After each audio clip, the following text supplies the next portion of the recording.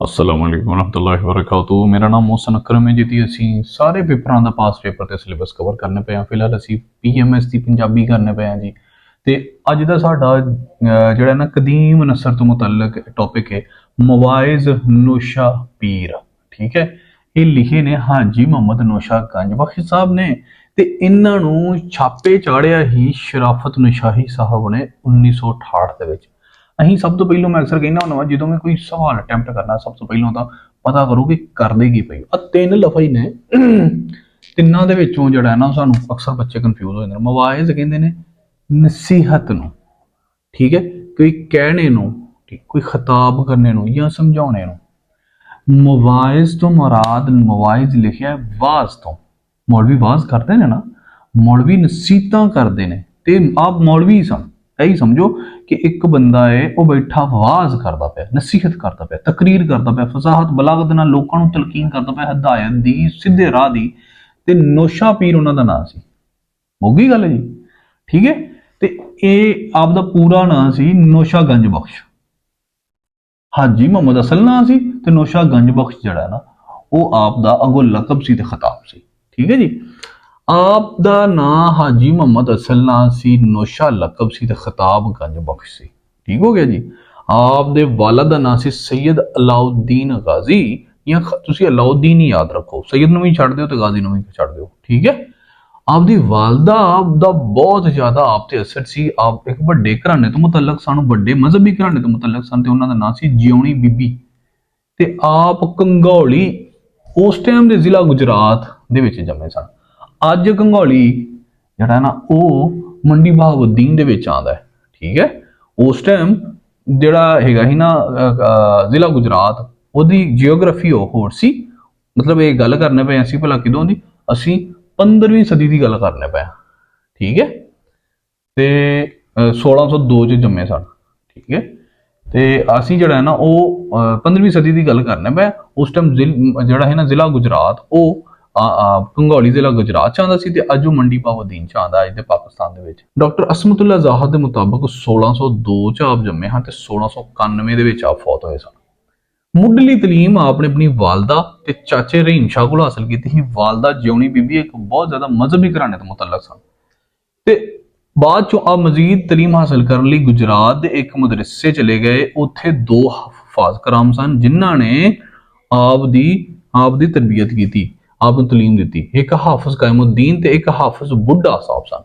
ये दोवें मन्ने पर मन्ने उस टाइम दे हाफिज सन ते ये जिहड़े ना वो मौलवी सन जिन्हां ने आप नूं पालिश कीता। आप मुड़ के उथों पढ़े ते उथों दी ही एक मस्जिद दे विच पढ़ाउण दा शुरू काम कर दिता। ते एक हकायत दे मुताबिक आप दे इन्हां वाइज़ां पारों, आप दी उस तबलीग पारों, आप दी उस जिहड़ा ना हिदायत पारों 2 लाख लोग मुसलमान होए सन। डॉक्टर असमतुल्ला हरान दे मुताबिक मवाइज नौशा पीर 1653 तो लैके 1691 तक लिखे गए सन। ठीक है। ते इन्हां नूं लिखिया किन्ने, मतलब इन्हां दे मुताबिक उदों लिखे गए ते इन्हां नूं जिहड़े असीं मवाइज पढ़ने आ इन्हां दे लखारी ने शराफत नशाही। इन्हां ने 1998 दे विच ये मवाइज जिहड़े सन 5 वाज जिहड़े सन वो छापे चाढ़े ते उन्हां दी किताब दे 55 सफ़े सन टोटल। 5 टोटल वाज ने, मवाइज किन्ने ने 5 ने ते जेड़ा असीं जिन्हां दा जिहदा वैरवा करने पे ना वो शराफत नशाही ने लिखी है। 5 वाज नूं एक थां ते 5 वाज दे वाजां दे वॉल्यूम नूं एक थां ते लिख लिया। ठीक है। फिर 1968 दे विच आपने काम कीता है। फिर डॉक्टर असमतुल्ला कादरी होरां ने की कीता है कि 1976 दे विच ना 6वां भी एक वाज लभ के 6 वाजां दा एक वॉल्यूम लिख छड़िया जिंदा नाम दिता आखे नौशा कादरी। ਇਹ ਤੁਹਾਨੂੰ ਲਿਖਣ ਦੀ ਲੋੜ ਕੋਈ ਨਹੀਂ ਜੇ ਇਹ ਇਜ਼ਾਫੀ ਗੱਲ ਹੈ ਨਾ ਤੇ ਇਹਦੇ 96 ਸਫਾਤ ਸਨ। ਅਸੀਂ ਕਿਹਦਾ ਵੈਰਵਾ ਕਰਨਾ, ਅਸੀਂ ਕਰਨਾ ਹੈ ਇਹਦਾ ਇਸ ਚੀਜ਼ ਦਾ ਸ਼ਰਾਫਤ ਨਸ਼ਾਹੀ ਦੀ ਲਿਖੀ ਹੋਈ 1968 ਚ ਛਪੀ ਹੋਈ ਮਵਾਇਜ਼ ਨਸ਼ਾ ਪੀਰ ਦਾ। ਠੀਕ ਹੈ ਜੀ। ਅਸੀਂ ਇਹਨੂੰ ਡੀਕੋਡ ਕਰਨਾ, ਅਸੀਂ ਇਹਨੂੰ ਪੜ੍ਹਨਾ। ਅਸੀਂ 6ਵਾਂ ਬਾਬ ਡਾਕਟਰ असमतुल्ला कादरी ने बाद चो अपडेट किया। ਅਸੀਂ डॉक्टर असमतुल्ला कादरी ने इसे लिखिया क्योंकि ਅਸੀਂ ਉਹਨਾਂ ਦੀ ਕੋਡਿੰਗ ਕੀਤੀ, ਉਹਨਾਂ ਦੇ ਮੁਤਾਬਕ ਹੀ ਉਮਰ ਲਿਖੀ ਹੈ। ਠੀਕ ਹੈ ਜੀ। ਹੁਣ ਗੱਲ ਕਰ ਲੈਨੇ ਜ਼ਮਾਨੇ ਦੇ ਹਾਲਾਤਾਂ ਦੀ। ਵੇਖੋ ਜੀ ਕਿਦੋਂ ਜੰਮੇ, ਜ਼ਮਾਨੇ ਦੇ ਹਾਲਾਤ ਵੀ ਅਹਿਮੀਅਤ ਨੂੰ ਹੀ ਉਜਾਗਰ ਕਰਨਗੇ। ਆਪ ਕਿਦੋਂ ਜੰਮੇ 1602 ਚ। 1600 ਚ ਕੌਣ ਹੁਕਮਰਾਨ ਸੀ ਦਿੱਲੀ ਦਾ, ਕੌਣ ਸੀ ਜੀ, ਅਕਬਰ ਸੀ। ਅਕਬਰ ਕਿਦੋਂ ਗਿਆ ਜੀ, ਅਕਬਰ ਗਿਆ 1605 ਜਾਂ 6 ਦੇ ਵਿੱਚ ਅਕਬਰ ਗਿਆ ਜਾਂਦਾ, ਮੇਰੇ ਖਿਆਲ 1605 ਸੇ ਜਾਂਦਾ। ਤੇ ਅਕਬਰ ਨੇ ਕੀ ਕੀਤਾ ਸੀ ਜੀ, ਦੀਨੇ ਇਲਾਹੀ ਦਿੱਤਾ ਸੀ। ਠੀਕ ਹੈ ਜੀ, ਦੀਨੇ ਇਲਾਹੀ ਕੀ ਸੀ ਜੀ, ਦੀਨੇ ਇਲਾਹੀ ਇਹ ਹੀ ਸਾਰੇ ਦੀਨਾਂ ਨੂੰ ਰਲਾ ਭਲਾ ਕੇ ਨਾ ਤੇ ਜਿਹੜਾ ਹੈ ਨਾ ਉਹ ਇੱਕ ਐਸਾ ਦੀਨ ਬਣਾ ਛੱਡਿਆ ਜਿਹੜੇ ਦੀਨ ਦੇ ਵਿੱਚ ਨਾ ਬਿਦਤਾਂ ਹੀ ਮਤਲਬ ਇਹ ਆ ਕਿ ਰਾਣੀਆਂ ਨਾ ਹਿੰਦੂ ਰਾਜਾ ਰਾਣੀ ਨਾਲ ਪਿਆਰ ਕਰੋ, ਹਿੰਦੂਆਂ ਦੀਆਂ ਬੀਬੀਆਂ ਬੰਦਿਆਂ ਨਾਲ ਸ਼ਾਦੀਆਂ ਕਰ ਲਓ, ਕੋਈ ਮਸਲਾ ਨਹੀਂ, ਸਾਰੇ ਦਿਨਾਂ ਦਾ ਇੱਕ ਹੀ ਦੀਨ ਹੈ। ਤੇ ਉਹਦਾ ਜਿਹੜਾ ਮੋਢੀ ਹੈ ਉਹਦਾ ਜਿਹੜਾ ਸੈਂਟਰ ਪੁਆਇੰਟ ਹੈ ਉਹ ਹੈਗਾ ਅਕਬਰ ਬਾਦਸ਼ਾਹ। ਅਕਬਰ ਬਾਦਸ਼ਾਹ ਅੱਲਾਹ ਦਾ ਖਲੀਫਾ ਦੁਨੀਆ ਤੇ ਆਇਆ ਹੈ ਤੇ ਇਸ ਲਈ ਅਕਬਰ ਬਾਦਸ਼ਾਹ ਨੂੰ ਅੱਲਾਹ ਦੀ ਤਵੱਸੁਤ ਦੇ ਨਾਲ ਅਕਬਰ ਨੂੰ ਵੀ ਸਜਦਾ ਕਰ ਲਓ, ਤਾਜ਼ੀਮੀ ਸਜਦਾ ਕੋਈ ਗੱਲ ਨਹੀਂ। ਤੇ ਅਕਬਰ ਦਾ ਹੁਕਮ ਚੱਲੇਗਾ, ਭਾਵੇਂ ਹਿੰਦੂ ਭਾਵੇਂ ਸਿੱਖ ਭਾਵੇਂ ਮੁਸਲਾ, ਸਭ ਦੇ ਉੱਤੇ ਅਕਬਰ ਦਾ ਹੁਕਮ ਚੱਲੇਗਾ। ਤੇ ਇਹ ਅੱਗੋਂ ਜਦੋਂ 1653 ਚ ਜਦੋਂ ਆਪਨੇ ਲਿਖਿਆ ਉਸ ਟਾਈਮ ਕੌਣ ਸੀ ਜਿਹੜਾ ਬਾਦਸ਼ਾਹ ਹੀ ਜਹਾਂਗੀਰ, ਅਕਬਰ ਦਾ ਪੁੱਤਰ। ਤੇ ਅਕਬਰ ਦਾ ਪੁੱਤਰ ਵੀ ਉਹਨਾਂ ਹੀ ਬਿਦਤਾਂ ਤੇ ਉਹਨਾਂ ਹੀ ਗਲਤ ਕਾਰੀਆਂ ਤੇ ਚੱਲਦਾ ਪਿਆ ਸੀ ਜਿਹੜੀਆਂ ਕਾਰ ਤੇ ਫਿਰ ਅਕਬਰ ਚੱਲਦਾ ਸੀ। ਫਿਰ ਜਹਾਂਗੀਰ ਨੂੰ ਇੱਕ ਬੰਦਾ ਜਿਹਦਾ ਨਾਮ ਸੀ ਮੁਜੱਦਦ ਅਲ-ਅਫਸਾਨੀ, ਉਹਨੇ ਆਖਿਆ, ਉਹਨੇ ਤਰਬੀਅਤ ਕੀਤੀ ਕਿ ਜਹਾਂਗੀਰ ਕੀ ਕਰਨਾ ਹੈ। ਜਹਾਂਗੀਰ ਨੇ ਮੁਜੱਦਦ ਅਲ-ਅਫਸਾਨੀ ਨੂੰ ਸਲਾਸਲੇ ਪਾਬੰਦ ਕਰ ਛੜਿਆ, ਯਾਨੀ ਕਿ ਕੈਦ ਕਰਤਾ। ਫਿਰ ਅਖੀਰ ਉਹਨੂੰ ਹਦਾਇਤ ਆਈ, ਉਹਨੇ ਆਪ ਨੂੰ ਆਜ਼ਾਦੀ ਕਰਾਇਆ। ਠੀਕ ਹੈ, ਤੇ ਆਪ ਨੂੰ ਉਹਦਾ ਨਾਂ ਕੀ, ਆਪ ਨੂੰ ਫਿਰ ਉਸ ਤੋਂ ਬਾਅਦ ਜਿਹੜਾ ਥੋੜਾ ਜਿਹਾ ਉਹ ਹਦਾਇਤ ਲਿਆ, ਲੇਕਿਨ ਕਿਉਂਕਿ ਇਹ ਉਦੋਂ ਤੱਕ ਫੈਲ ਚੁੱਕਿਆ ਸੀ ਬਿਦਤਾਂ, ਫਿਰ ਇਸੇ ਲਈ ਆਪ ਨੇ ਇੱਕ ਇਹ ਕੰਮ ਸ਼ੁਰੂ ਕਰ ਛੜਿਆ। ਜਿਹੜੇ ਇਹਨਾਂ ਹਾਜੀ ਮੁਹੰਮਦ ਨੌਸ਼ਾ ਸਾਹਿਬ ਨੇ ਉਹਨਾਂ ਨੇ ਤਬਲੀਗ ਦਾ ਕੰਮ ਕਰ ਛੜਿਆ ਤੇ ਇੱਕ ਪ੍ਰੋਪਰ ਤਹਿਰੀਕ ਦਾ ਆਗਾਜ਼ ਕੀਤਾ, ਜਿਹੜੀ ਤਹਿਰੀਕ ਦੇ ਵਿੱਚ ਇਲਾਕੇ ਤੇ ਨਾ ਸਿਰਫ ਇਲਾਕੇ ਬਲਕਿ ਪੂਰੇ ਲਾਗੇ ਤਾਗੇ ਦੇ ਹਲਕਾ ਅਹਬਾਬ ਦੇ ਵਿੱਚ, ਏਰੀਆ ਆਫ ਇਨਫਲੂਐਂਸ ਦੇ ਵਿੱਚ ਜਿੰਨੇ ਲੋਕ ਪੜ੍ਹੇ ਲਿਖੇ ਸਨ, ਮੁਫੱਕਰ ਸਨ, ਮੁਫਤੀ ਸਨ, ਉਹਨਾਂ ਨੂੰ ਇਕੱਠਾ ਕਰਕੇ ਇੱਕ ਪ੍ਰੋਪਰ ਤਹਿਰੀਕ ਦਾ ਆਗਾਜ਼ ਕੀਤਾ। ਉਸ ਤਹਿਰੀਕ ਦੇ ਵਿੱਚ ਇਹ ਲਿਖਤਾਂ ਪੜ੍ਹਨਾ, ਤਬਲੀਗ ਕਰਨਾ, ਬਿਦਤਾਂ ਜਿਹੜੀਆਂ ਗੈਰ ਇਸਲਾਮੀ ਗੱਲਾਂ ਸਨ ਉਹਨਾਂ ਨੂੰ ਅੱਡ ਕਰਕੇ ਅੱਗੋਂ ਕਰਨ ਦੀ ਕੋਸ਼ਿਸ਼ ਕੀਤੀ ਤੇ ਕਾਫੀ ਜ਼ਿਆਦਾ ਉਹਦਾ ਫਾਇਦਾ ਵੀ ਹੋਇਆ। ਇੱਕ ਫਰਾਂਸੀਸੀ ਰਾਈਟਰ ਦੇ ਮੁਤਾਬਕ 2 ਲੱਖ ਮੁਸਲਮਾਨ ਹਾਜੀ ਮੁਹੰਮਦ ਨੌਸ਼ਾ ਗੰਜ ਬਖਸ਼ थे। ਇਹਨਾਂ ਵਾਇਜ਼ਾਂ ਦੀ ਵਜ੍ਹਾ ਤੋਂ ਤੇ ਉਹਨਾਂ ਦੇ ਪ੍ਰੈਕਟੀਕਲ ਜਿਹੜੇ ਉਹਨਾਂ ਦੀ ਤਾਲੀਮਾਤ ਸੀ ਉਹਨਾਂ ਦੀ ਵਜ੍ਹਾ ਤੋਂ 2 ਲੱਖ ਲੋਕ ਮੁਸਲਮਾਨ ਹੋਏ ਸਨ, ਹਿੰਦੂ ਤੇ ਕਾਫਰ। ਮਵਾਇਜ਼ ਨੌਸ਼ਾ ਪੀਰ ਜਾਂ ਮਵਾਇਜ਼ ਨੌਸ਼ਾ ਗੰਜ ਬਖਸ਼ ਦੇ ਵਿੱਚ 5 ਵਾਇਜ਼ ਨੇ। 5 ਵਾਇਜ਼ਾਂ ਦੇ ਵਿੱਚ 5 ਵਾਇਜ਼ਾਂ ਨੂੰ 55 ਸਫ਼ਿਆਂ ਦੇ ਉੱਤੇ ਮੁਸ਼ਤਮਿਲ ਕੀਤਾ ਗਿਆ ਹੈ ਤੇ ਉਹਨਾਂ ਦੇ ਵਿੱਚੋਂ ਸਭ ਤੋਂ ਪਹਿਲਾ ਵਾਇਜ਼ ਜਿਹੜਾ ਹੈ ਨਾ ਉਹਦੀਆਂ ਮੋਟੀਆਂ ਗੱਲਾਂ ਅਸੀਂ ਵੇਖ ਲੈਂਦੇ ਹਾਂ। ਤੇ ਉਸ ਤੋਂ ਇਲਾਵਾ ਇਹਦੀ ਜ਼ੁਬਾਨ ਦੇ ਬਾਰੇ ਮੈਂ ਤੁਹਾਨੂੰ ਥੋੜਾ ਜਿਹਾ ਦੱਸ ਦਿਆਂ ਕਿ ਕਿਉਂਕਿ ਹਾਲੀਆ ਦਾ ਜਿਹੜਾ ਜ਼ਿਲ੍ਹਾ ਹੈ ਨਾ ਉਹ ਮੰਡੀ ਬਹਾਉਦੀਨ ਤੇ ਗੁਜਰਾਤ ਦੇ ਵਿਚਕਾਰ ਹੈ, ਯਾਨੀ ਕਿ ਉਹ ਥਾਂ ਜੇ ਤੁਹਾਨੂੰ ਮੈਪ ਤੇ ਸਮਝ ਆਏਗੀ ਤਾਂ ਆਏਗੀ ਕਿ ਇਹ ਚੜ੍ਹਦੇ ਪੰਜਾਬ ਤੇ ਲਹਿੰਦੇ ਪੰਜਾਬ ਤੇ ਪਹਾੜੀ ਇਲਾਕੇ ਵਾਲੇ ਜਿਹੜਾ ਪੰਜਾਬ ਹੈ ਉਹਦੇ ਵਿਚਕਾਰ ਆਂਦੀ। ਇਸੇ ਲਈ ਇਹ ਆਪ ਦਾ ਜਿਹੜਾ ਹੈ ਨਾ ਹਾਜੀ ਮੁਹੰਮਦ ਨੌਸ਼ਾ ਗੰਜ ਬਖਸ਼ ਸਰਕਾਰ ਰਹਿਮਤੁਲਾਹ ਅਲੈਹ ਦਾ ਜਿਹੜਾ ਅਸਲੂਬ ਸੀ ਤੇ ਜਿਹੜੀ ਆਪ ਦੀ ਲੈਂਗੁਏਜ ਸੀ, ਬੋਲੀ ਸੀ, ਉਹ ਇਹਨਾਂ ਦੋਵਾਂ ਇਲਾਕਿਆਂ ਯਾਨੀ ਕਿ ਠੇਠ ਪੰਜਾਬੀ ਤੇ ਪਹਾੜੀ ਪੰਜਾਬੀ ਦੋਵਾਂ ਦਾ ਮਿਕਸਚਰ ਸੀ।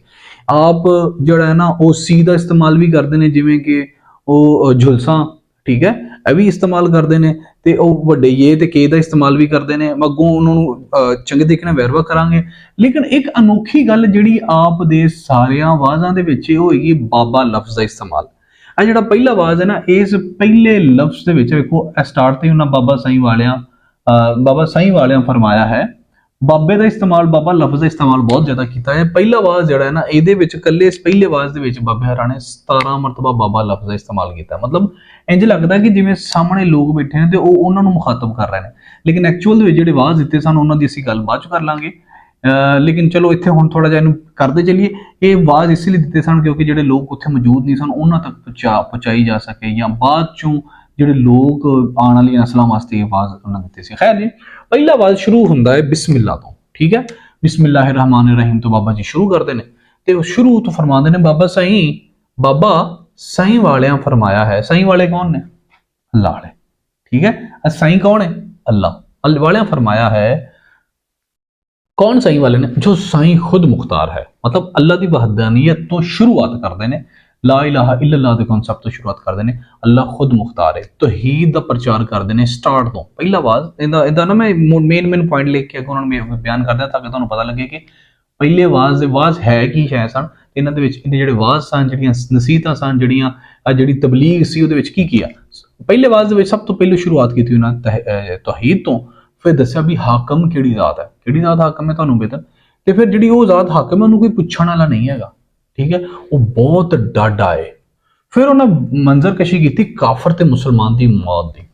ਜਦੋਂ ਮੈਂ ਪੜ੍ਹਨਾ ਪਿਆ ਸੀ ਨਾ ਤਾਂ ਯਾਰ ਮੈਂ ਬਹੁਤ ਕਨਫਿਊਜ਼ ਸਾਂ ਵੀ ਪਹਾੜੀ ਵੀ ਅਲਫਾਜ਼ ਵਿੱਚ ਸਨ, ਪਹਾੜੀ ਪੰਜਾਬੀ ਦੇ ਵੀ ਅਲਫਾਜ਼ ਵਿੱਚ ਸਨ, ਤੇ ਠੇਠ ਪੰਜਾਬੀ ਦੇ ਵੀ ਅਲਫਾਜ਼ ਵਿੱਚ ਸਨ।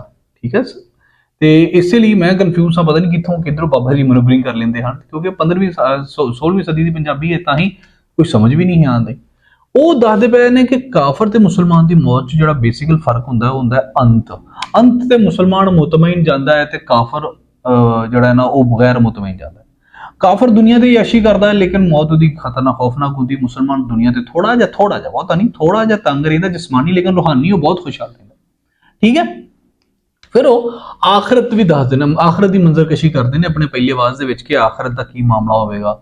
ਠੀਕ ਹੈ, ਆਖਰਤ ਦੇ ਵਿੱਚ ਜੰਨਤ ਹੋਵੇਗੀ, ਜਹੰਨਮ ਹੋਵੇਗੀ, ਜਿਹੜੇ ਲੋਕ ਚੰਗੇ ਕੰਮ ਕਰਨਗੇ, ਨੇਕ ਕੰਮ ਕਰਨਗੇ, ਜਿਨ੍ਹਾਂ ਦੁਨੀਆ ਦੇ ਉੱਤੇ ਜਿਸਮਾਨੀ ਮੁਸ਼ੱਕਤ ਕੱਟੀ ਹੋਵੇਗੀ, ਉਹ ਆਖਰਤ ਦੇ ਵਿੱਚ ਜਿਸਮਾਨੀ ਤੇ ਰੂਹਾਨੀ ਤੌਰ ਤੇ ਬਹੁਤ ਫੌਜ਼ਯਾਬ ਹੋਣਗੇ, ਫੈਜ਼ਯਾਬ ਹੋਣਗੇ। ਜਦਕਿ ਕਾਫਰ ਜਿਹੜਾ ਹੈ ਉਹ ਦੁਨੀਆ ਤੇ ਤਾਂ ਯਾਸ਼ੀ ਕਰਦਾ ਰਿਹਾ, ਉਹ ਆਪਣੇ ਨਫਸ ਦੇ ਪਿੱਛੇ ਭਜਦਾ ਰਿਹਾ, ਲੇਕਿਨ ਆਖਰਤ ਤੇ ਉਹ ਫੜਿਆ ਜਾਏਗਾ। ਠੀਕ ਹੈ ਜੀ, ਫਿਰ ਉਹ ਫਰਿਸ਼ਤਿਆਂ ਦੀਆਂ ਡਿਊਟੀਆਂ ਦੇ ਬਾਰੇ ਗੱਲ ਕਰਦੇ ਨੇ ਵੀ ਫਰਿਸ਼ਤੇ ਦੁਨੀਆ ਦੇ ਉੱਤੇ, ਪੂਰੀ ਦੁਨੀਆ ਦੇ ਉੱਤੇ ਨਿਜ਼ਾਮ ਨੂੰ ਫਰਿਸ਼ਤਿਆਂ ਨੇ ਸੰਭਾਲਿਆ ਹੋਇਆ ਹੈ। ਠੀਕ ਹੈ, ਚੰਗਾਈ ਤੇ ਬੁਰਾਈ ਤੇ ਜੋ ਵੀ ਹੁੰਦਾ ਨੋਟ ਵੀ ਕਰਦੇ ਨੇ। ਤੇ ਫਿਰ ਇੱਕ ਇਹਨਾਂ ਦੇ ਸਭ ਤੋਂ ਵੱਡੇ ਜਿਹੜਾ ਵੱਡੇ 4 ਫਰਿਸ਼ਤੇ ਨੇ, 4 ਦਾ ਨਹੀਂ ਖੈਰ ਉਹ ਕਹਿੰਦੇ ਨੇ, ਉਹਨਾਂ ਫਰਿਸ਼ਤਿਆਂ ਦੇ ਵਿੱਚੋਂ ਇਸਰਾਫੀਲ ਦੇ ਬਾਰੇ ਵੀ ਕਹਿੰਦੇ ਨੇ, ਦੱਸਦੇ ਨੇ ਵੀ ਕਿ ਇਸਰਾਫੀਲ ਕਿਵੇਂ ਸੂਰ ਫੂਕ ਕੇ ਪੂਰੀ ਦੁਨੀਆ ਨੂੰ ਇੱਕ ਦਿਨ ਖਤਮ ਕਰ ਦੇਗਾ।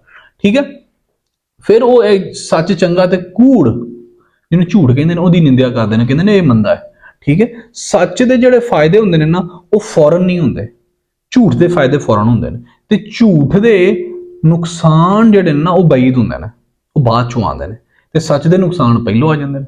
ਠੀਕ ਹੈ, ਉਹ ਇੰਜ ਕਰਕੇ ਕਰਦੇ ਨੇ ਕਿ ਜਿਹੜਾ ਹੈ ਨਾ ਉਹ ਸੱਚ ਦਾ ਨੁਕਸਾਨ, ਜਿਹੜਾ ਝੂਠ ਹੈ ਇਹ ਆਰਜ਼ੀ ਫਾਇਦਾ ਦਿੰਦਾ ਹੈ, ਸੱਚ ਦਾਇਮੀ ਫਾਇਦਾ ਦਿੰਦਾ ਹੈ। ਠੀਕ ਹੈ, ਫਿਰ ਉਹਨਾਂ ਦੋਵਾਂ ਦਾ ਅੰਤ ਜਿਹੜਾ ਹੈ ਨਾ ਉਹ ਵੀ ਉਹਨਾਂ ਦੱਸਿਆ ਕਿ ਸੱਚ ਦਾ ਅੰਤ ਕੀ ਹੁੰਦਾ ਹੈ। ਸੱਚ ਦਾ ਸ਼ੁਰੂਆਤ ਤੋਂ ਬਹੁਤ ਮਾੜਾ ਲੱਗਦਾ, ਬੰਦੇ ਨੂੰ ਮੁਸ਼ਕਿਲ ਲੱਗਦਾ, ਔਖਾ ਲੱਗਦਾ, ਲੇਕਿਨ ਸੱਚ ਦਾ ਅੰਤ ਬਹੁਤ ਅੱਛਾ ਹੁੰਦਾ। ਲੇਕਿਨ ਝੂਠ ਜਿਹੜਾ ਇਹਦੀ ਸ਼ੁਰੂਆਤ ਬਹੁਤ ਅੱਛੀ ਹੁੰਦੀ, ਲੇਕਿਨ ਅੰਤ ਇਹਦਾ ਚੰਗਾ ਨਹੀਂ ਹੁੰਦਾ, ਡਾਢਾ ਹੁੰਦਾ, ਜਿਹੜਾ ਬੰਦਾ ਬਰਦਾਸ਼ਤ ਸਮਝੇ ਵੀ ਨਹੀਂ ਕਰ ਸਕਦਾ।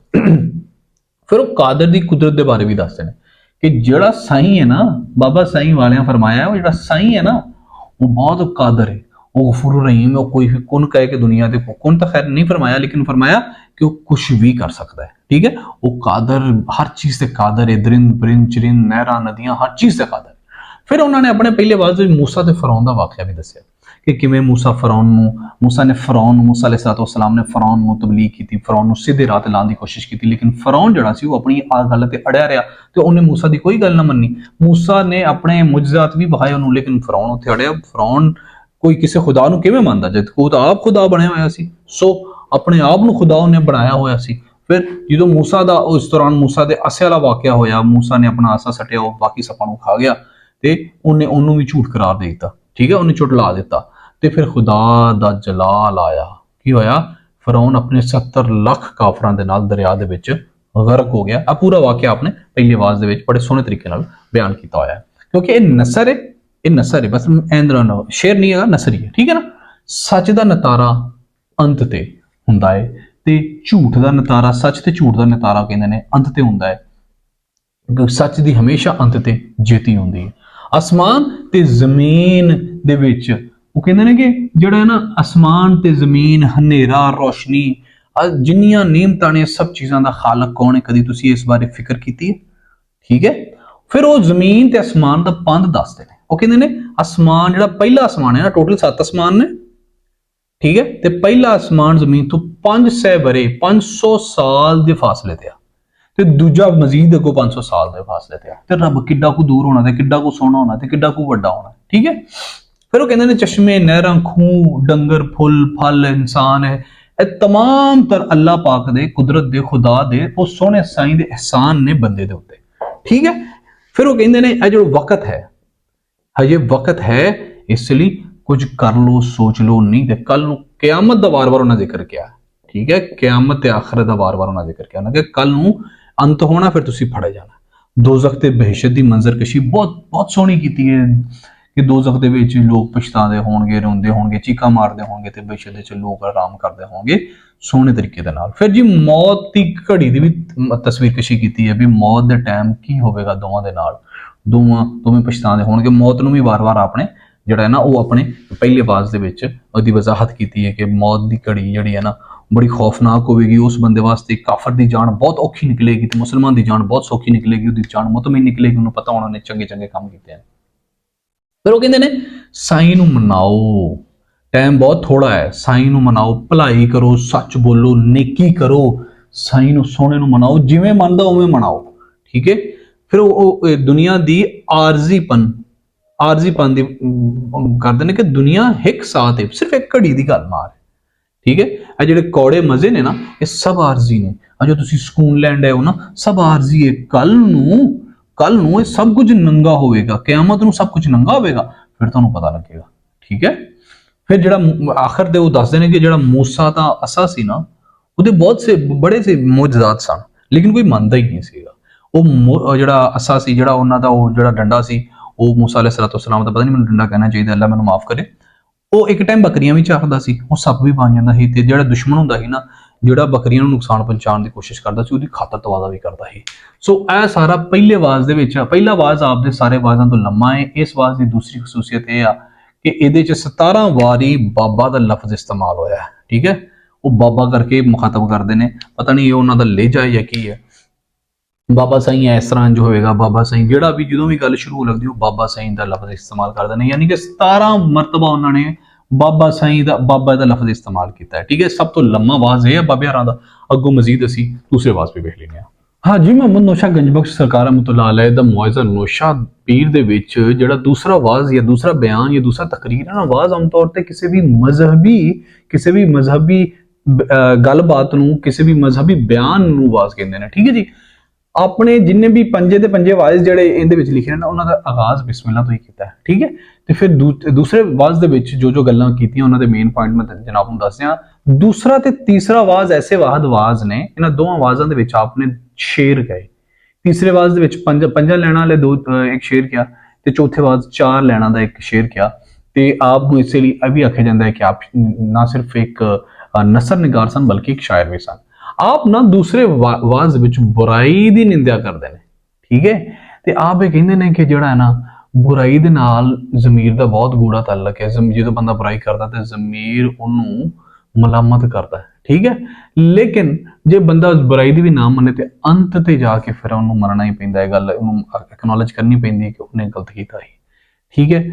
ਫਿਰ ਉਹ ਕਹਿੰਦੇ ਨੇ ਕਿ ਜਿਹੜੇ ਸੱਚੇ ਲੋਕਾਂ ਦੀ ਨਾ ਇਹਨਾਂ ਦੀ ਮਤ ਨੂੰ ਮੰਨ ਲੈਣਾ ਚਾਹੀਦਾ ਹੈ ਤੇ ਬੁਰਾਈ ਤੋਂ ਹਟ ਜਾਣਾ ਚਾਹੀਦਾ ਹੈ। ਜਿਹੜੀ ਬੁਰਾਈ ਨਾ ਉਹ ਇਨਸਾਨੀ ਦਿਲ ਦੇ ਅੰਦਰ, ਜਦੋਂ ਵੀ ਇੱਕ ਬੁਰਾਈ ਬੰਦਾ ਕਰਦਾ ਉਹਦੇ ਇਨਸਾਨੀ ਦਿਲ ਦੇ ਅੰਦਰ ਸਿਆਹੀ ਇੱਕ ਧੱਬਾ ਲੱਗ ਜਾਂਦਾ ਕਾਲੇ ਰੰਗ ਦਾ, ਤੇ ਹਰ ਇੱਕ ਬੁਰਾਈ ਦੇ ਨਾਲ ਇੱਕ ਕਾਲਾ ਨੁਕਤਾ ਉਹਦੇ ਦਿਲ ਤੇ ਲੱਗਦਾ ਜਾਂਦਾ ਹੈ। ਤੇ ਫਿਰ ਹੁੰਦਾ ਇਹ ਆ ਕਿ ਨੁਕਤੇ ਲੱਗ ਕੇ ਪੂਰਾ ਦਿਲ ਹੀ ਇੱਕ ਦਿਨ ਕਾਲਾ ਹੋ ਜਾਂਦਾ ਹੈ, ਠੀਕ ਹੈ। ਤੇ ਫਿਰ ਉਹਨੂੰ ਚੰਗਾਈ ਬੁਰਾਈ ਅੱਛਾਈ ਦਾ ਕੋਈ ਫਰਕ ਨਹੀਂ ਪੈਂਦਾ, ਫਿਰ ਬੰਦਾ ਸਿਆਹ ਦਿਲ ਬਣ ਜਾਂਦਾ ਹੈ। ਹੁਣ ਆਪਣੇ ਅੰਦਰ ਝਾਤੀ ਮਾਰੋ ਤੁਸੀਂ ਸਾਰੇ ਲੋਕ, ਕਿਉਂਕਿ ਪੜ੍ਹਾਉਣਾ ਮੇਰਾ ਮਕਸਦ ਨਹੀਂ ਹੈਗਾ, ਨਾਲ ਕੁਝ ਦੱਸਣਾ ਵੀ ਮਕਸਦ। ਜੇ ਤੁਹਾਡਾ ਦਿਲ ਬੁਰੇ ਕੰਮਾਂ ਤੇ ਮਲਾਮਤ ਨਹੀਂ ਕਰਦਾ ਤੇ ਸ਼ਾਇਦ ਤੁਸੀਂ ਇਸ ਸਟੇਜ ਤੇ ਪਹੁੰਚ ਚੁੱਕੇ ਹੋ, ਠੀਕ ਹੈ। ਕੋਸ਼ਿਸ਼ ਕਰੋ ਇੱਥੋਂ ਵਾਪਸ ਆਉਣ ਦੀ। ਵਾਪਸ ਕਿਵੇਂ ਆਉਣਾ ਉਹਨਾਂ ਵੀ ਦੱਸਿਆ। ਲੋਕ ਫਿਰ ਉਹ ਆਖਰ ਦੇ ਵਿੱਚ ਦੋਜ਼ਖ ਦਾ ਬਾਲਣ ਬਣਨਗੇ ਹਮੇਸ਼ਾ ਲਈ। ਮੈਨੂੰ ਨਹੀਂ ਪਤਾ ਭਾਈ ਉਹਨਾਂ ਦੋਜ਼ਖ ਦਾ ਬਾਲਣ ਬਣਨਾ ਕਿ ਨਹੀਂ ਬਣਨਾ। ਜਿਹੜੀ ਗੱਲ ਮੈਂ ਕਰਨ ਡਿਆ ਵਾਂ ਹੋਏ ਆ, ਮੈਂ ਹੁਣੇ ਨਮਾਜ਼ ਪੜ੍ਹ ਕੇ ਆਇਆ, ਮੈਨੂੰ ਨਹੀਂ ਪਤਾ ਇਹਨਾਂ ਲੋਕਾਂ ਨੇ ਦੁਨੀਆ ਦਾ ਬਾਲਣ ਬਣਨਾ ਹੈ ਕਿ ਨਹੀਂ ਬਣਨਾ। ਮੈਂ ਆਪਣੀ ਗੱਲ ਕਰ ਰਿਹਾ, ਮੈਨੂੰ ਇੰਨਾ ਪਤਾ ਹੈ ਕਿ ਬੁਰਾਈ ਦਾ ਬਦਲਾ ਆਖਰ ਚ ਬੁਰਾਈ ਨੂੰ ਮਿਲਣਾ ਹੀ ਮਿਲਣਾ, ਉਹ ਜਿਹੜੀ ਵੀ ਆਖਰ ਹੋਵੇਗੀ, ਠੀਕ ਹੈ। ਉਹ ਕਹਿੰਦੇ ਨੇ ਕਿ ਇਹਦਾ ਇਲਾਜ ਕੀ ਹੈ। ਉਹ ਕਹਿੰਦੇ ਨੇ ਚੰਗਿਆਂ ਦੀ ਸੋਬਤ, ਨੇਕ ਲੋਕਾਂ 'ਚ ਬਹਿਣਾ ਸ਼ੁਰੂ ਕਰ ਦਿਓ। ਹੁਣ ਹਰ ਬੰਦੇ ਦੀ ਨੇਕ ਦੀ ਆਪਣੀ ਡੈਫੀਨੇਸ਼ਨ ਹੈ, ਜਿਹੜੀ ਵੀ ਤੁਹਾਡੀ ਨੇਕ ਦੀ ਡੈਫੀਨੇਸ਼ਨ ਉਹਨੂੰ ਐਕਨੋਲਜ ਕਰੋ, ਜਿਹੜਾ ਤੁਹਾਡਾ ਜ਼ਮੀਰ ਮੰਨਦਾ ਉਹਨਾਂ ਦੀ ਮਹਿਫਲ 'ਚ ਬਹਿਣਾ ਸ਼ੁਰੂ ਕਰ ਦਿਓ। ਉਹ ਉਹਨਾਂ ਨੂੰ, ਉਸ ਬੰਦੇ ਨੂੰ ਤੁਹਾਨੂੰ ਹੋ ਸਕਦਾ ਬਚਾ ਲਵੇ, ਠੀਕ ਹੈ। ਫਰੇਬੀ ਲੋਕ ਅੱਗ ਦਾ ਬਾਲਣ ਬਣਨਗੇ। ਦੁਨੀਆ ਦੇ ਤਾਂ ਉਹ ਮਨਮਾਨੀ ਕਰਦੇ ਨੇ, ਪਰ ਆਖਰ ਦੇ ਵਿੱਚ ਉਹਨਾਂ ਨੂੰ ਅੱਗ ਦਾ ਹਿੱਸਾ ਬਣਨਾ ਹੀ ਪਏਗਾ, ਠੀਕ ਹੈ। ਤੇ ਜਿਹੜੇ ਚੰਗੇ ਲੋਕ ਨੇ ਉਹ ਦੁਨੀਆ ਦੇ ਉੱਤੇ ਮਨਮਾਨੀ ਨਹੀਂ ਕਰਦੇ, ਆਖਰ ਤੇ ਮਨਮਾਨੀ ਕਰਨਗੇ, ਆਖਰ ਦੇ ਆਪਦੇ ਹਿਸਾਬ ਨਾਲ ਰਹਿਣਗੇ, ਠੀਕ ਹੈ। ਲੇਕਿਨ ਦੋਵਾਂ ਦੇ ਕੋਲ ਇੱਕ ਹੀ ਤੁਹਾਡੇ ਕੋਲ ਇੱਕ ਚੋਇਸ ਹੈ, ਜਾਂ ਇੱਥੇ ਜਾਂ ਉੱਥੇ। ਤੁਹਾਨੂੰ ਅਖੀਰ ਗੱਲ ਤਾਂ ਮੰਨਣੀ ਪਊਗੀ, ਠੀਕ ਹੈ। ਆਖਰਤ ਵਿੱਚ ਜਿਹੜਾ ਹੈ ਨਾ ਉਹ ਧਾੜਾ ਮਾਰ ਕੇ ਰੋਣਗੇ। ਕੌਣ ਲੋਕ? ਜਿਹੜੇ ਸਿਆਹ ਦੇ ਲੋਕ ਹੋਣਗੇ, ਜਿਨ੍ਹਾਂ ਦਾ ਦਿਲ ਧੱਬੇ ਲੱਗ ਕੇ ਬੁਰਾਈ ਦੇ ਇੱਕ ਦਿਨ ਕਾਲਾ ਹੋ ਜਾਏਗਾ। ਆਖਰਤ ਦੇ ਵਿੱਚ ਚੀਕਾਂ ਮਾਰ ਕੇ ਰੋਣਗੇ। ਇਹਦੇ ਵਿੱਚ ਦੂਸਰੇ ਆਵਾਜ਼ ਦੇ ਵਿੱਚ ਆਪਣੇ ਇੱਕ ਸ਼ੇਰ ਵੀ ਬਿਆਨ ਕੀਤਾ ਹੈ।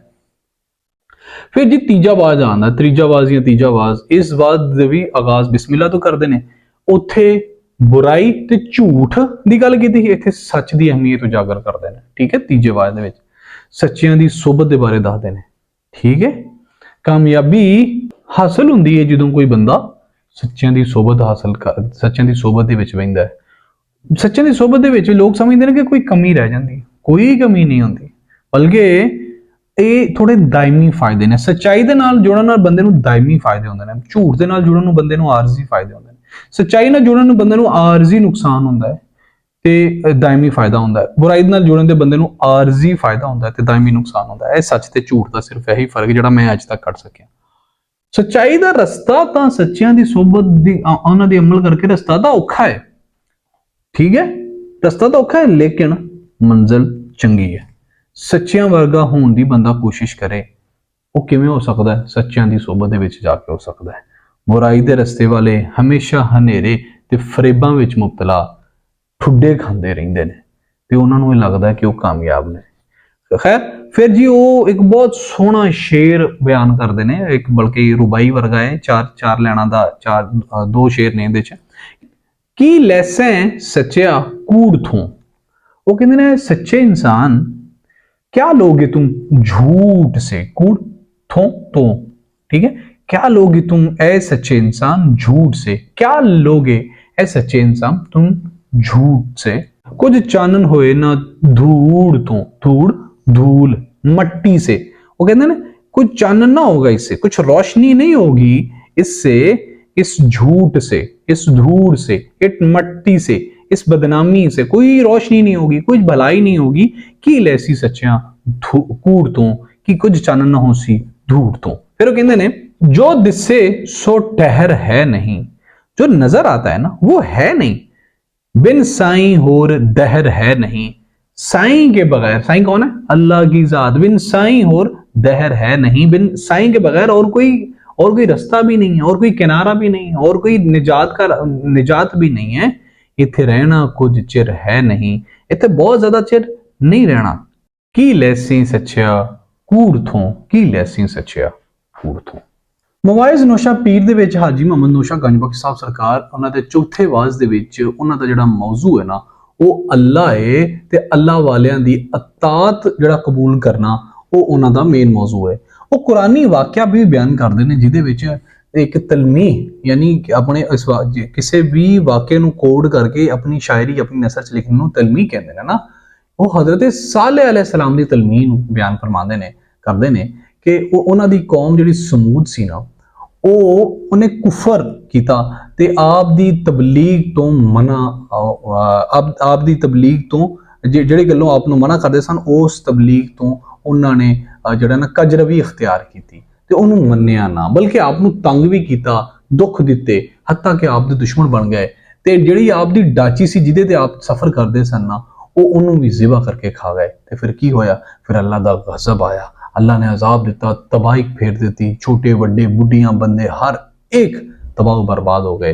ਤੇ ਇਸ ਲਈ ਅੱਲਾ ਦੇ ਗਜ਼ਬ ਤੋਂ ਪਨਾਹ ਮੰਗਣੀ ਚਾਹੀਦੀ ਹੈ ਤੇ ਕਲਮਾ ਪੜਨਾ ਚਾਹੀਦਾ ਹੈ, ਲਾ ਇਲਾਹਾ ਇल्लल्लाह ਮੁਹੰਮਦ ਰਸੂਲullah। ਇਹ ਚੌਥੇ ਵਾਜ਼ ਦੇ ਵਿੱਚ ਆਪ ਦਾ ਇਹ ਉਹਨਾਂ ਦਾ ਚੌਥੇ ਵਾਜ਼ ਦਾ ਕਰਕਸ ਹੈ।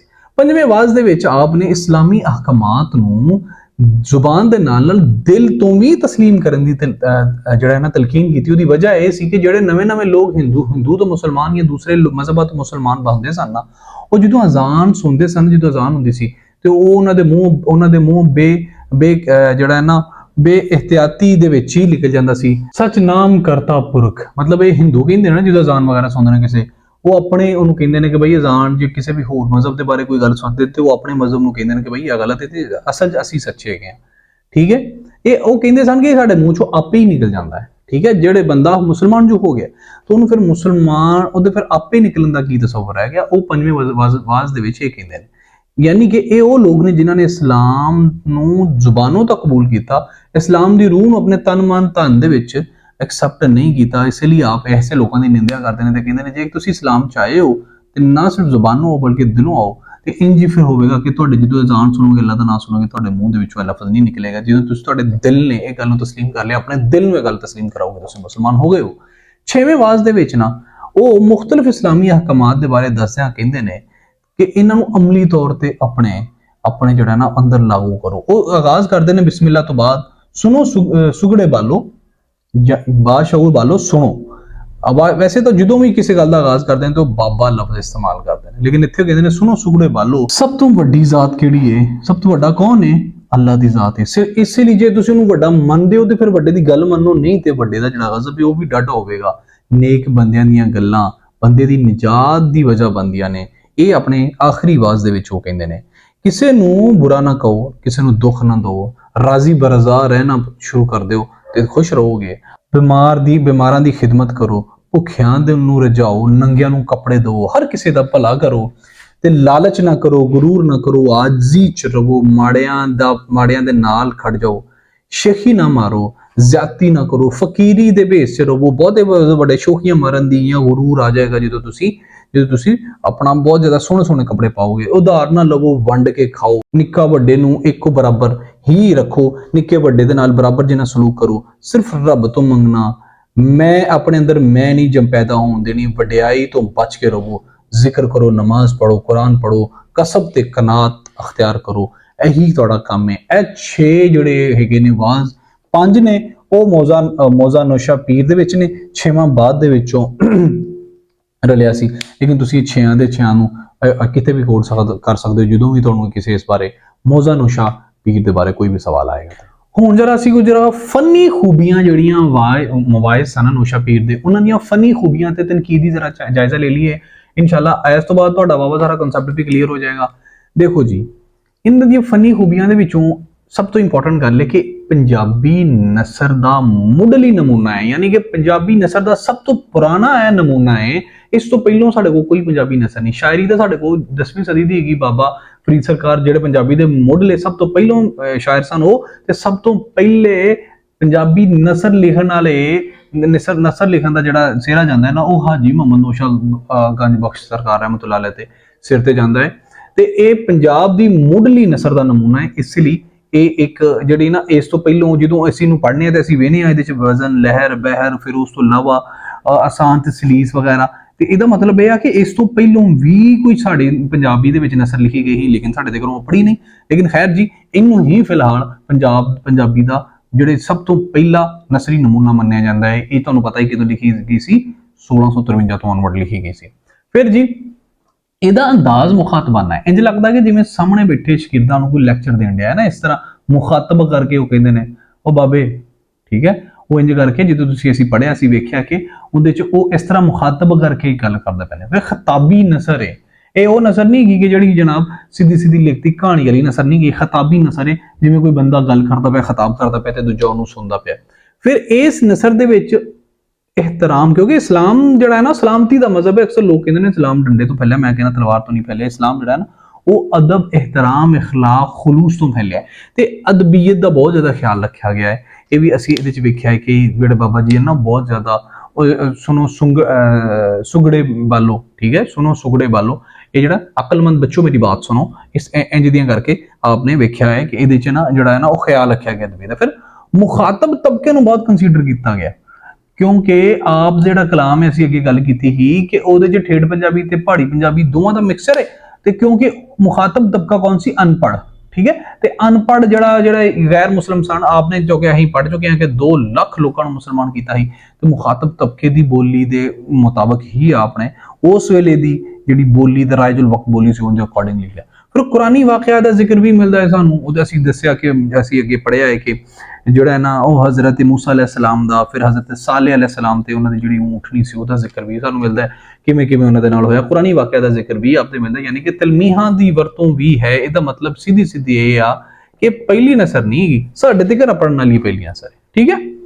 ਫਿਰ ਲੰਮੀ ਚੌੜੀ ਗੱਲ ਤੋਂ ਪਰਹੇਜ਼ ਕੀਤਾ ਆਪਨੇ, ਟੂ ਦਾ ਪੁਆਇੰਟ ਗੱਲ ਕੀਤੀ। ਸਿਰਫ ਪਹਿਲਾ ਆਵਾਜ਼ ਲੰਮਾ, ਬਾਕੀ ਤੁਸੀਂ ਵੇਖਿਆ ਛੋਟੇ ਆਵਾਜ਼ ਨੇ, ਛੋਟੇ ਖਿਤਾਬ ਨੇ, ਬਿਆਨ ਨੇ, ਤਕਰੀਰਾਂ ਨੇ। ਸਲੀਸ ਤੇ ਆਸਾਨ ਲਫ਼ਜ਼ਾਂ ਚ ਆਪਨੇ ਗੱਲ ਕੀਤੀ ਤੇ ਸ਼ੇਰਾਂ ਦੀ ਵੀ ਵਰਤੋਂ ਕੀਤੀ। ਅਸੀਂ ਵੇਖਿਆ ਪੜ੍ਹਿਆ ਥੋੜੀ ਦੇਰ ਪਹਿਲਾਂ ਕਿ ਜਨਾਬ ਦੂਸਰੇ ਤੇ ਤੀਸਰੇ ਜਿਹੜੇ ਆਵਾਜ਼ ਨੇ, ਇਹਨਾਂ ਦੂਸਰਾ ਤੇ ਤੀਸਰਾ, ਇਹਨਾਂ ਦੋਵਾਂ ਆਵਾਜ਼ਾਂ ਦੇ ਵਿੱਚ ਆਪਨੇ ਸ਼ੇਰਾਂ ਨੂੰ ਜਿਹੜਾ ਹੈ ਨਾ ਉਹ ਸ਼ੇਰਾਂ ਦੀ ਵਰਤੋਂ ਕੀਤੀ। ਅੱਛਾ, ਹੁਣ ਇਹ ਇੰਪੋਰਟੈਂਟ ਚੀਜ਼ ਰਹਿ ਗਈ ਹੈ, ਸਾਡਾ ਕਰੈਕਸ ਰਹਿ ਗਿਆ। ਅੱਛਾ, ਤੁਸੀਂ ਪਲੀਜ਼ ਇਹ ਗੱਲ ਨੂੰ ਜ਼ਰਾ ਧਿਆਨ ਨਾਲ ਜ਼ਿਹਨ ਚ ਰੱਖਣਾ। ਜਦੋਂ ਤੌਹੀਦ ਦਿਲ ਚ ਆ ਜਾਂਦੀ ਹੈ ਨਾ ਤੇ ਦਿਲ ਸੱਚਾ ਹੋ ਜਾਂਦਾ ਹੈ, ਠੀਕ ਹੈ, ਹਕੀਕਤ ਨੂੰ ਉਹ ਤਸਲੀਮ ਕਰ ਲੈਂਦਾ ਹੈ ਤੇ ਫਿਰ ਇਨਸਾਨ ਦੇ ਅੰਦਰ ਇਨਸਾਨੀਅਤ ਆ ਜਾਂਦੀ ਹੈ, ਠੀਕ ਹੈ, ਅੰਦਰ ਇਨਸਾਨੀਅਤ ਆ ਜਾਂਦੀ ਹੈ। ਸਭ ਤੋਂ ਪਹਿਲਾਂ ਕੀ ਹੁੰਦਾ ਹੈ? ਤੌਹੀਦ ਆਉਂਦੀ ਹੈ। ਇਹ ਮੇਰੇ ਮੁਰਸ਼ਿਦ ਜਿਹੜੇ ਨਾ ਬਿਲਾਲ ਪਾਸ਼ਾ ਸਾਹਿਬ, ਅੱਲਾ ਉਹਨਾਂ ਦੀ ਰੂਹ ਨੂੰ ਪੰਧ ਨਾ ਪਾਵੇ, ਮੇਰੇ ਹਜ਼ੂਰ ਮੇਰੇ ਮੁਰਸ਼ਿਦ ਮੇਰੇ ਇਲਮੀ ਮੁਰਸ਼ਿਦ ਉਹ ਨੇ, ਚਲੇ ਗਏ ਨੇ, ਫੌਤ ਹੋ ਗਏ ਨੇ ਸ਼ਾਇਦ। ਮੇਰੀ ਵੀ ਆਖਰਤ ਉਹਨਾਂ ਵਰਗੀ ਹੋਣੀ, ਕਿਸੇ ਨਾ ਕਿਸੇ ਦਿਨ ਮੈਨੂੰ ਕਿਸੇ ਨੇ ਮਾਰ ਦੇਣਾ ਤੇ ਉਹਨਾਂ ਕਹਿਣਾ ਉਹਨੇ ਖੁਦਕੁਸ਼ੀ ਕੀਤੀ ਹੈ। ਖੈਰ ਇਹ ਨਮੂਨੀਅਮ ਹੈਗਾ, ਇਹਨਾਂ ਨੂੰ ਯਾਦ ਕਰਨਾ, ਪੰਜਾਂ ਮੁਆਜ਼ਾਂ ਨੂੰ ਯਾਦ ਕਰਨ ਦਾ ਤੇ ਲਿਖਣ ਦਾ ਤਰੀਕਾ ਹੈਗਾ ਕਿ ਤੁਸੀਂ ਇਹ ਗੱਲ ਮੇਰੀ ਜ਼ਿਹਨ 'ਚ ਰੱਖਣੀ। ਤੌਹੀਦ ਤੋਂ ਬਾਅਦ ਕੀ ਹੁੰਦਾ ਹੈ? ਦਿਲ ਦੇ ਵਿੱਚ ਸੱਚ ਪੈਦਾ ਹੁੰਦਾ ਹੈ। ਤੌਹੀਦ ਤੋਂ ਬਾਅਦ ਦਿਲ 'ਚ ਸੱਚ ਪੈਦਾ ਹੁੰਦਾ ਹੈ, ਤੇ ਜਦੋਂ ਸੱਚ ਤਸਲੀਮ ਹੋ ਜਾਵੇ ਫਿਰ ਅੰਦਰ ਕੀ ਹੁੰਦਾ ਹੈ? ਅੰਦਰ ਇਨਸਾਨੀਅਤ ਜਾਗ ਪੈਂਦੀ ਹੈ। ਦੁਬਾਰਾ ਮੈਂ ਕਹਿਣਾ, ਤੌਹੀਦ ਤੋਂ ਬਾਅਦ ਦਿਲ ਦੇ ਵਿੱਚ ਸੱਚ ਪੈਦਾ ਹੁੰਦਾ ਹੈ, ਤੇ ਜਦੋਂ ਉਹਨੂੰ ਤਸਲੀਮ ਕਰ ਲਿਆ ਜਾਵੇ ਸੱਚ ਨੂੰ, ਫਿਰ ਅੰਦਰ ਇਨਸਾਨੀਅਤ ਤੇ ਅਖਲਾਕੀਅਤ ਜਾਗ ਪੈਂਦੀ ਹੈ। ਇਹਦਾ ਕੀ ਹੈ? ਸਭ ਤੋਂ ਪਹਿਲਾ ਜਿਹੜਾ ਮਵਾਇਜ਼ ਹੈ ਨਾ, ਉਹਦਾ ਉਨਵਾਨ ਤੌਹੀਦ ਹੈ, ਯਾਨੀ ਉਹਦੀ ਤੌਹੀਦ ਬਾਰੇ ਗੱਲ ਕੀਤੀ ਗਈ। ਦੂਜੀ ਦਿਲ ਦੇ ਕਾਲਕ ਬਾਰੇ ਗੱਲ ਕੀਤੀ ਗਈ ਹੈ, ਠੀਕ ਹੈ। ਤੇ ਫਿਰ ਜਦੋਂ ਦਿਲ ਦੀ ਕਾਲਕ ਨਹੀਂ ਲੱਗਦੀ, ਫਿਰ ਉਸ ਤੀਸਰੇ ਮਵਾਇਜ਼ ਦੇ ਵਿੱਚ ਸੱਚ ਦੇ ਬਾਰੇ ਗੱਲ ਕੀਤੀ ਗਈ, ਸੱਚਿਆਂ ਦੇ ਨਕੋਲ ਪੈਣ ਦੀ ਗੱਲ ਕੀਤੀ ਗਈ। ਚੌਥੇ ਮਵਾਇਜ਼ ਦੇ ਬਾਰੇ ਵਿੱਚ ਨਾ ਉਹਨੂੰ ਤਸਲੀਮ ਕਰ ਲੈਣ ਦੇ ਬਾਰੇ ਗੱਲ ਕੀਤੀ ਗਈ, ਜੇ ਤਸਲੀਮ ਕਰੋ ਜ਼ੁਬਾਨ ਤੋਂ ਵੀ ਤੇ ਅੰਦਰੋਂ ਵੀ। ਤੇ ਜਦੋਂ ਪੰਜਵੇਂ ਮਵਾਇਜ਼ ਦੇ ਬਾਰੇ ਅੰਦਰ ਦੇ ਬਾਰੇ, ਇਨਸਾਨ ਦੇ ਅੰਦਰ ਦੇ ਬਾਰੇ ਗੱਲ ਕੀਤੀ ਗਈ ਹੈ ਕਿ ਇਨਸਾਨ ਦੇ ਅੰਦਰ ਦਾ ਕਿਵੇਂ ਮਾਮਲਾ ਹੋਣਾ ਚਾਹੀਦਾ। ਛੇਵੇਂ ਮਵਾਇਜ਼ ਦੇ ਵਿੱਚ, ਛੇਵਾਂ ਜਿਹੜਾ ਵਾਇਜ਼ ਹੈ ਨਾ, ਉਹਦੇ ਵਿੱਚ ਇਨਸਾਨੀਅਤ ਤੇ ਅਖਲਾਕੀਅਤ, ਕਿ ਵੀ ਝੂਠ ਨਾ ਬੋਲੋ, ਧਾਰ ਨਾ ਚੁੱਕੋ, ਸਾਰੇ ਦੇ ਚਲਾ ਜਿਹੜਾ ਬਾਅਦ ਚ ਸ਼ਾਮਲ ਹੈ ਉਹਦੇ ਬਾਰੇ ਇਨਸਾਨੀਅਤ ਤੇ ਅਖਲਾਕੀਅਤ ਦੇ ਬਹੁਤ ਜ਼ਿਆਦਾ ਜ਼ੋਰ ਦਿੱਤਾ ਗਿਆ ਹੈ। ਆ ਯਾਦ ਰੱਖੋਗੇ ਤਾਂ ਤੁਹਾਨੂੰ ਇਨਸ਼ਾਅੱਲਾ ਤਾਲਾ ਲਿਖਣ ਚ ਬਹੁਤ ਆਸਾਨੀ ਹੋਗੀ। ਪਾਕਿਸਤਾਨ ਪਾਇੰਦਾਬਾਦ, ਮੇਰੇ ਵਾਲਿਦ ਸਾਹਿਬ ਦੀ ਮਖਤੂਆ ਦੁਆ ਕਰ ਦਿਓ। अस्सलाम वालेकुम।